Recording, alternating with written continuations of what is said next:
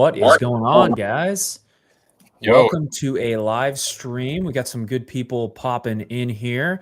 I got the man offers by Ethan over here who does all of our offers for our clients. I got Evan Andrews over here who helps with all the CRM and text stuff. And today we're going to be talking about how to get more retainer clients as a video agency in 2024. So if you guys have comments or questions, drop them below. We'll kind of riff on some stuff to start here. And then if you guys have anything, just drop them below and then we'll just go through and we'll answer those questions. But how's everyone doing today? Good? Ethan, Good. You good? Good. My, it's been a very quick week. It's already August. Yeah, it's I crazy. know my workout today got shifted to tomorrow. So like my whole day got all messed up, but yeah. I'm here. Good. I love it. Let's talk about offers a little bit. I'll go over to you, Ethan, but I guess like what, I know you've seen a lot of offers and I want to talk about Ben Roberts from, I did a case study with him yesterday, but he came in here, originally booked a call with our team, decided he wanted to try it on his own a little bit up front. Right. And then he ended up coming in, working with us, and then closed a 44K paid in full video deal in literally 30 days. So it's a 44K 3-month deal. But I know he worked with you specifically on that. Like, what were some of the things that you guys worked on, and like what kind of like what shifts did you make with his offer? Yeah. So biggest things are, really two things I look at with people when it comes to the offer are, A, the business that we're working with, who are their customers, what do their customers pay them?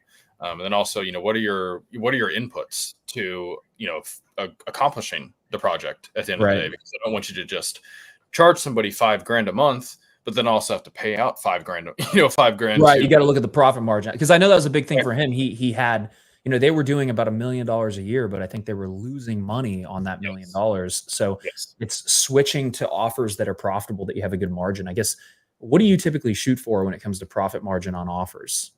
I mean, obviously as high as possible, right? But, I try to keep it, 75% gross margins. Yeah. But, I'm sure everybody here knows as well, as the business grows, there's more, people involved, and your margins start to get smaller as things get bigger because you have more people involved in the operation. So I try to keep it as high as possible, but also keeping the quality as high as possible to get the best result at the end of the day. 100%. Yeah. Yeah. And what were some of the things you put into that offer with him? And do you know what type of business it was that he ended up landing that client with?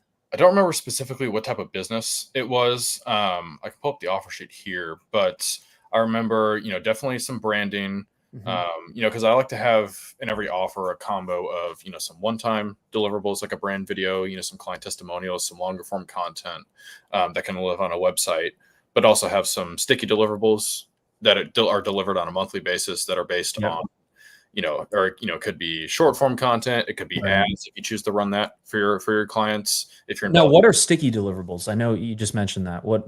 I would love to hear you define that. What is a sticky deliverable? Yeah, so those are going to be things that you drip out to the clients on a monthly basis. Okay. Could be, could be ad creatives. It could be short form content. I try not to do testimonials every single month, just because, there could be some scheduling logistical things that come into play. But yeah, things that are delivered on a monthly basis to the clients. So yeah, ads, short form content, things like that. I love it. Absolutely.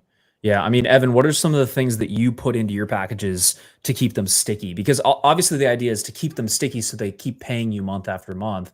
What are some of the things that you typically incorporate? Because I think everybody's going to be a little bit different. No, I mean, so to Ethan's point on that, the testimonial being a sticky thing is really hard to do. I ran into a problem with a client of mine.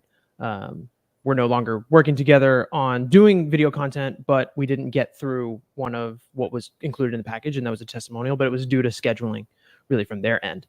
But sticky stuff, I mean, Ethan pretty much covered it in terms of like, talking about social media content, right? Like the short form stuff, reels, things like that, ads as well.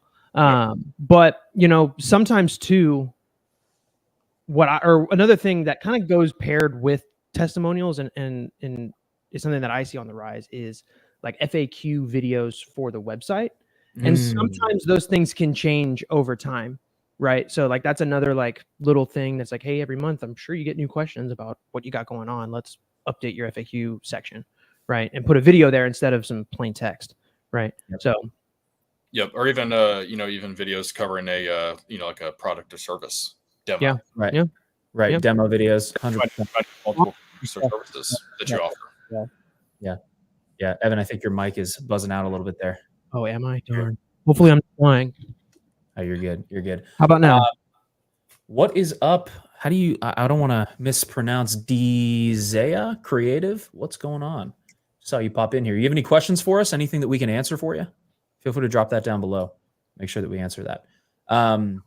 Yeah, no, 100%. I think it is a really big. It's huge to have things that people are going to pay for every single month. And what I think a lot of people fall into, like the trap, is that they do these one-time deliverables for clients, and then they have reoccurring but not recurring. And reoccurring is when a client comes in, maybe they, you buy Coke.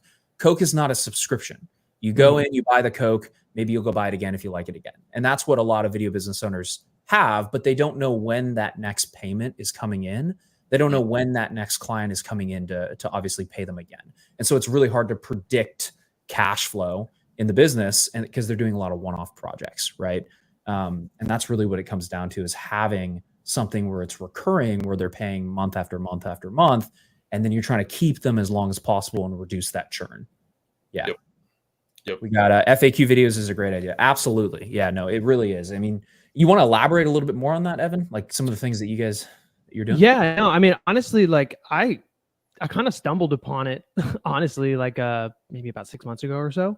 Yeah. I can't remember who I saw. Somebody mentioned it in like a piece of content or something, and I was like, that's actually a really good idea. Because also in conjunction with the video, I mean, you can put the plain text on there too, and that'll help with like the SEO and things of that nature. But it's more interactive, and I think people with the onslaught of video content that we're served every day, right? It kind of now just fits into what we want, how we want to consume things. Like nobody wants to read stuff anymore. Yeah, right. I So do. it's like, I'd rather have the person on the other end tell me the thing or explain to me the question that I had. Right. Yep. And it just really fits seamlessly into the website and into Well, I think that's great. And it could be FAQ. Like FAQ videos are technically objection handling videos. Yeah. Because like you put them, let's say you're working with a roofing company, right? Ask them, and this is what I tell our clients too, it's ask them what are the top objections you get before somebody buys a roof from you or hires you to install a new roof. And you list each one of those things out. And then what you do is you make an FAQ video on each one of those, and you put that before they book the demo or book the call with the roofing company. So then you can pre-handle those objections prior to the actual call to make it easier for their sales team to close those deals, right? So it's really just thinking, and I think a lot of people don't do this. It's thinking, what problem are we solving? I know, Ethan, you and I talk about this a lot, but it's like, we have to know as a video provider, what problem are we actually solving? Like, what is the main thing that we're solving for the client?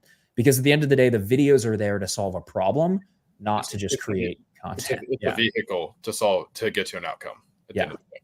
Absolutely. Yeah. Thanks, Frank. Yeah. So this is going to be recorded. This recording is going to be available on YouTube after this for sure. Yeah, for sure.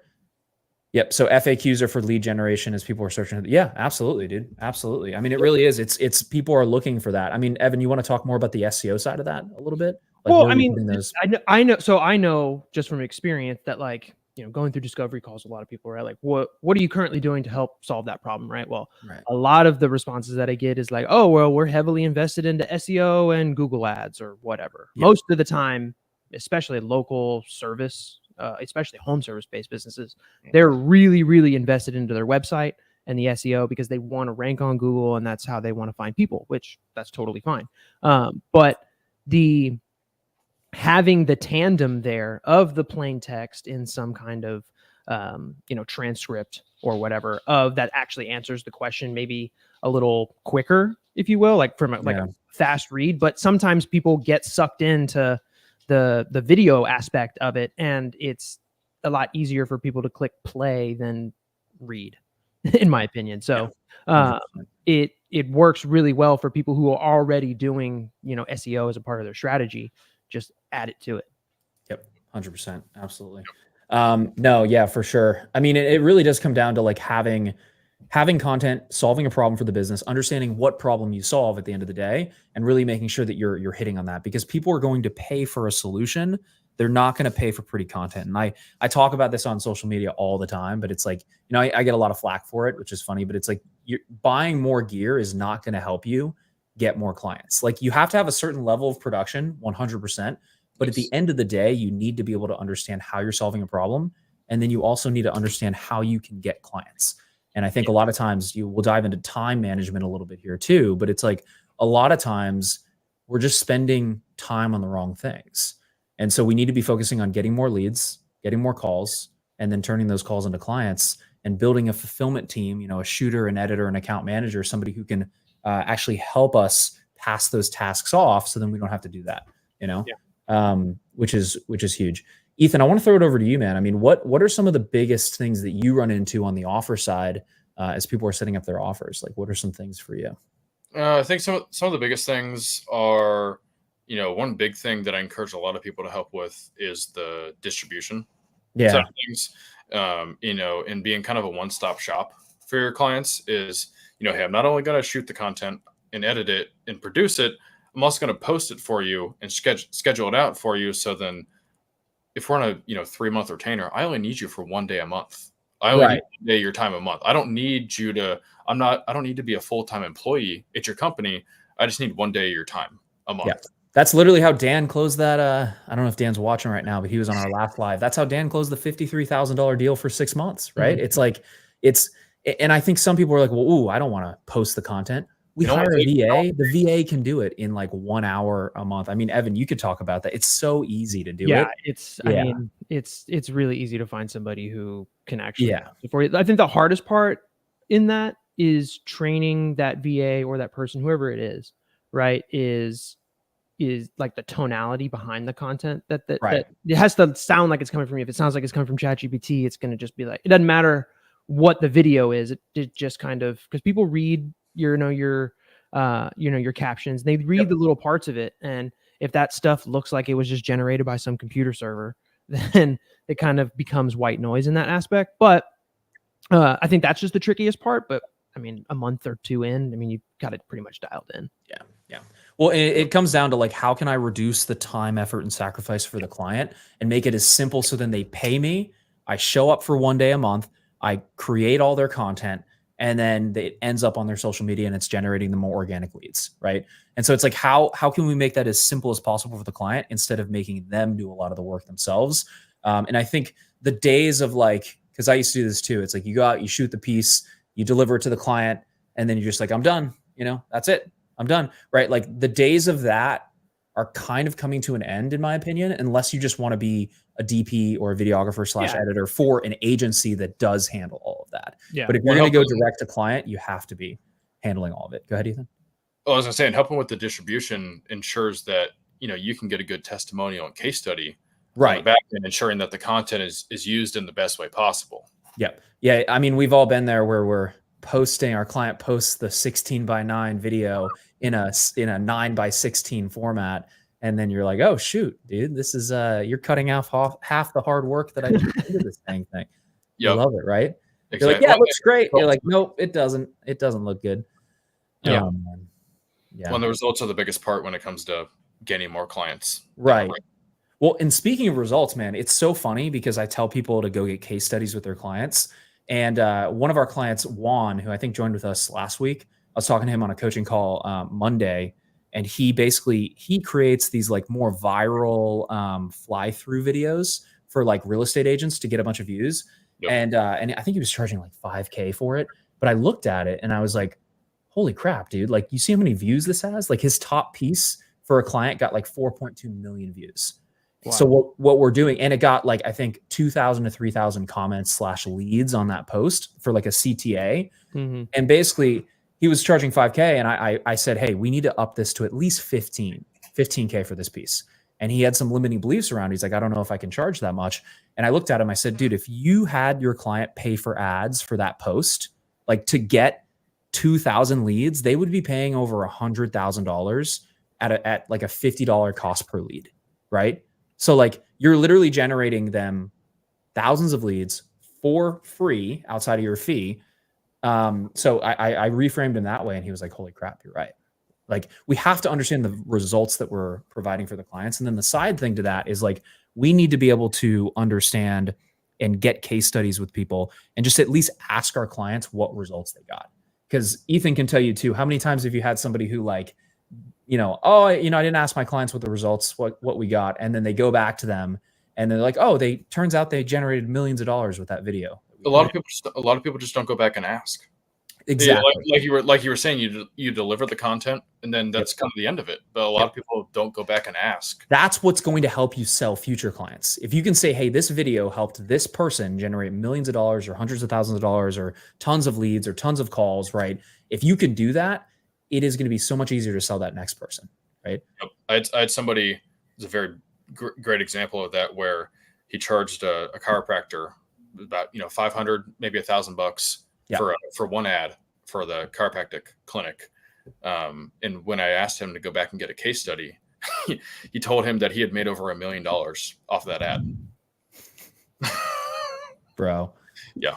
Oh my goodness. Did he get the case study? Yeah. Yes. And just, going back and asking. Who is this? Just tell me the first name. Who is this? It was Chad. Chad? Okay. Yeah. That's awesome, dude. That's crazy. That is crazy, dude. It really is. We are in the business of getting clients results. We are not in the business of creating just cinematic content that's useless, right? That's really what we're in the business for. And guys, drop comments down below if you have anything else or any other questions, concerns, things that you wanted us to go over, and we'll answer those for you as well. But yeah, no, it is huge. And those will do most of the selling for you, because the more case studies you have, the easier it is to be able to sell your services, So, yep. Build trust, authority. Yeah. And if you guys want like a case study script, there's a video on the YouTube here where I go over and show you the exact questions we ask. You guys can have that for free. It's in the YouTube here. But what else do you see, dude? Ethan, on your end, what else do you typically see with people? Like, what are some like kind of issues or things people run into? In terms of just like offers? Yeah, offers in general. It can be anything. Yeah, no, I think biggest thing, like with the offers and the packages, like I was saying, are having the sticky deliverables, because you want to be able to work with them on a monthly basis to where they need you and you're providing results and generating leads and revenue to where they want and need to keep working with you on a monthly or yearly basis even. And then let's see, I see what kind of videos get the best results when the audience is business to business. Yeah, when they're business to business. So I guess, do you mean, maybe clarify for us, do you mean when the audience is, when your clients are business clients, or do you mean when your clients' clients are businesses as well? Like when you're advertising for them to get other businesses? I guess drop a comment down below and let us know on that, and then we can help you with that. Yep. We'll circle back to that one. Frank says, what are the prime verticals your clients are targeting? Roofers and car. And so Ethan, you want to take that one? Yeah. So prime verticals are, so I'm assuming you're talking about, like specific niches.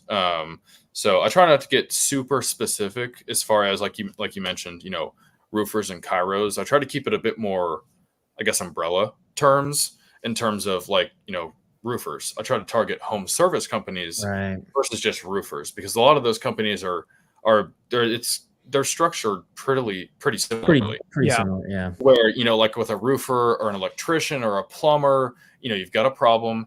Somebody comes out and diagnoses the issue, provides you a solution. They give you a quote. Maybe you get a quote from somebody else.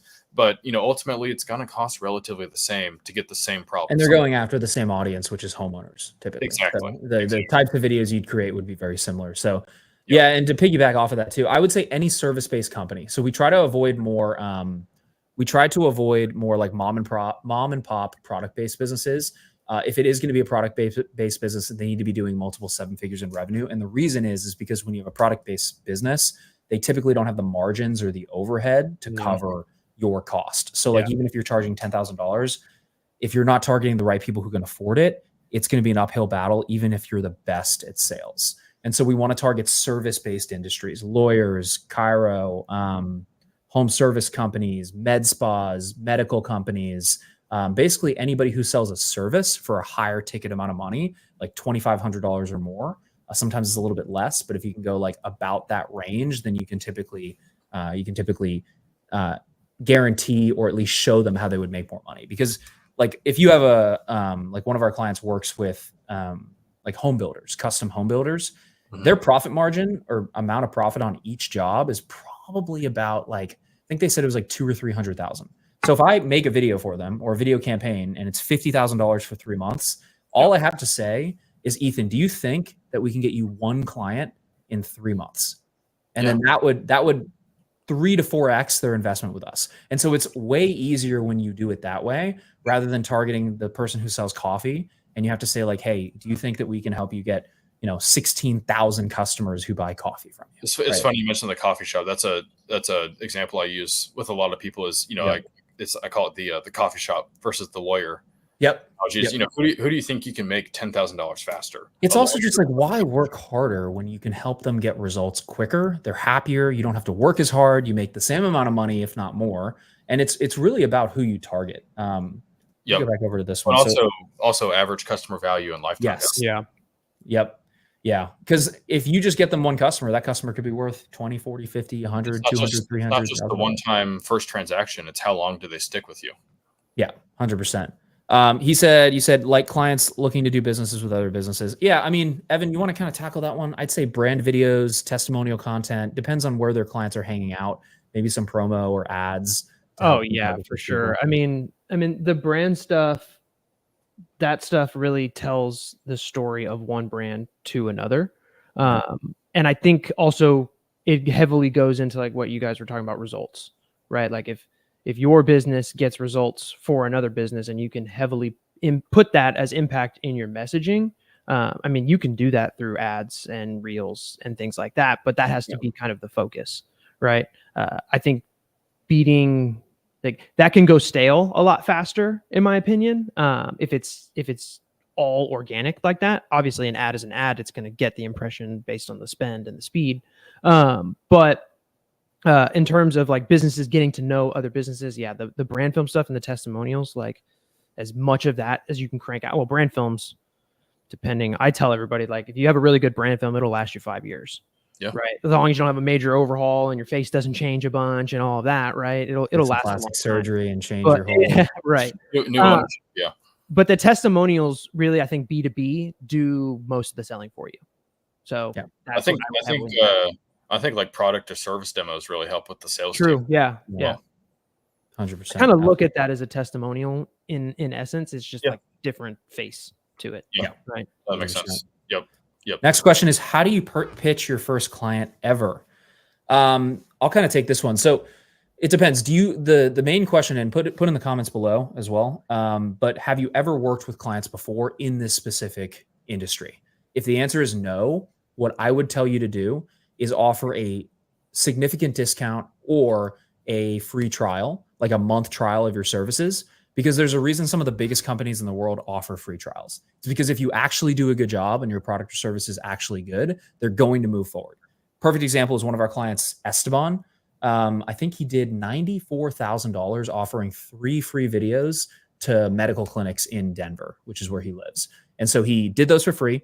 Every single one of them moved forward and then turned into $93,000 in revenue for his business, right? So to pitch your first client, I would say, because like people are not going to hire you unless you have proof or at least something that looks like you've worked with clients before.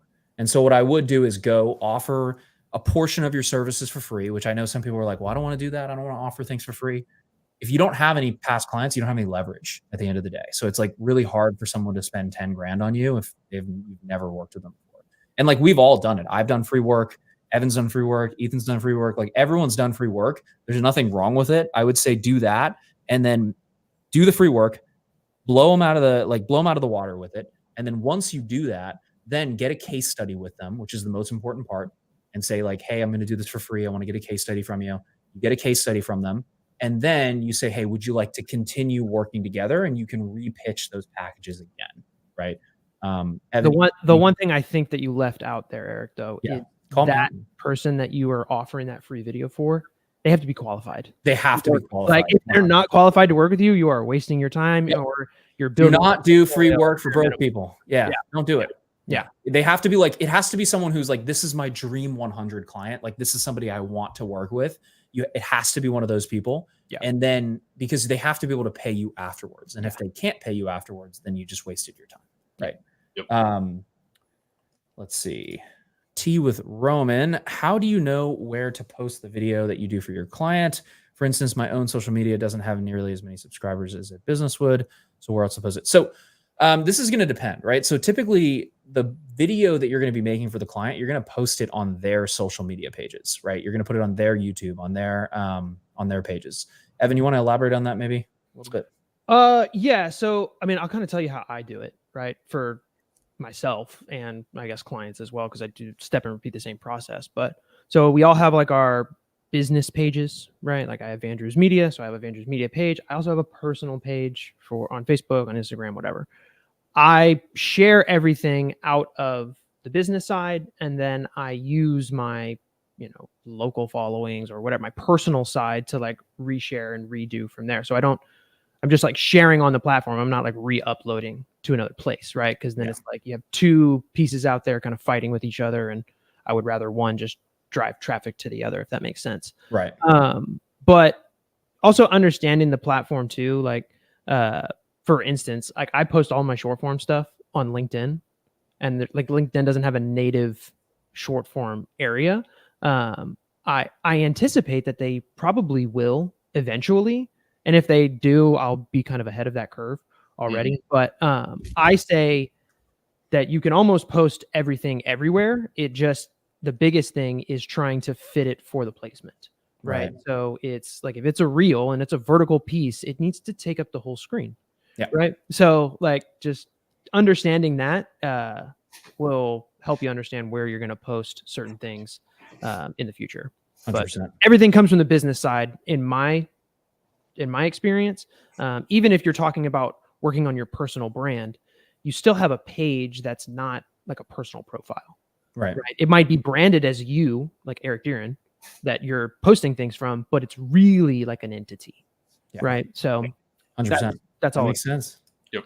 Thanks for answering. Absolutely. Last question here, and then we are wrapping up. When you say case study, you're referring to a video case study? Yeah. So if you go on my YouTube, there's a how to get case studies with your clients video. Typically, it's a video case study. You can use something like riverside.fm if you're not local. If you are local, go out, talk to them, do a case study face-to-face. And there's questions I have in that free YouTube video that you can use to build your own case study. So that's what I'm referring to. Yeah. Well, there's two parts I look for in a case study is their experience working with you, but the kind of the meat and potatoes of it is how did you impact their business, which is going to get you more business after you can showcase what you've done for other people. And that's what you should be leading in with on that case study. Hey, I'm here with Ethan, who we helped generate $1 million using our one specific video that helped him do X, Y, and Z. And so that's what we want to do there. So then you can lead in with the result, because when potential clients are watching that, that's what they are looking for. Yep. Thank you so much. Big client. Absolutely. Yep. Cool. Awesome, guys. We're going to be doing these weekly at Thursday at 2 p.m. Eastern. Frank, absolutely, man. So make sure you tune in. We're on Facebook, LinkedIn, and YouTube Live. So if you have any questions, let us know. And we will see you guys in the next video here. Boom. Appreciate you. Thanks, guys. Thanks for joining.